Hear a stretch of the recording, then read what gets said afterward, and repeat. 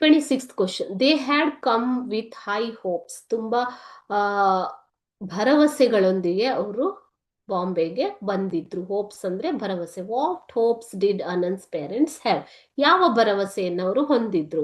23rd March ಅಲ್ಲಿ with what hopes did Ananth's family came to Bombay ಅಂತ, ಯಾವ ಭರವಸೆಗಳೊಂದಿಗೆ ಅನಂತನ ಫ್ಯಾಮಿಲಿ ಬಾಂಬೆಗೆ ಬಂದಿದ್ರು ಅಂತ ಕೇಳಿದ್ದಾರೆ.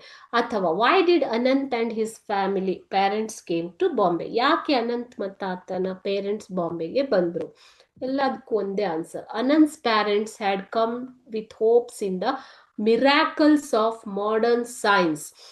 ಆಧುನಿಕ ವಿಜ್ಞಾನದ ಒಂದು ಪವಾಡಗಳನ್ನು ನಂಬಿ ಅವರು ಬಾಂಬೆಗೆ ಬಂದಿದ್ರು. They hope that Ananth would be cured in the hospital.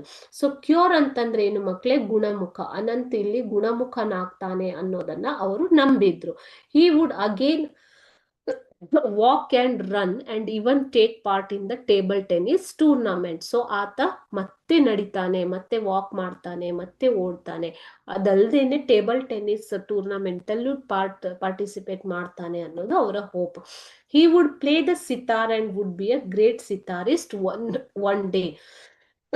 So ಆತ ಸಿತಾರನ್ನು ನುಡಿಸ್ತಾನೆ, ಒಂದು ದಿನ ಒಬ್ಬ ಅತ್ಯುತ್ತಮ ಸಿತಾರ್ ಪ್ಲೇಯರ್ ಆಗ್ತಾನೆ ಅನ್ನುವಂತ ಹೋಪ್ ಕೂಡ ಅವರಿಗೆ ಇತ್ತು. ಈ ಎಲ್ಲ ಭರವಸೆಗಳನ್ನ ತಗೊಂಡು ಅವರು ಬಾಂಬೆಗೆ ಬಂದಿದ್ರು. ಓಕೆ.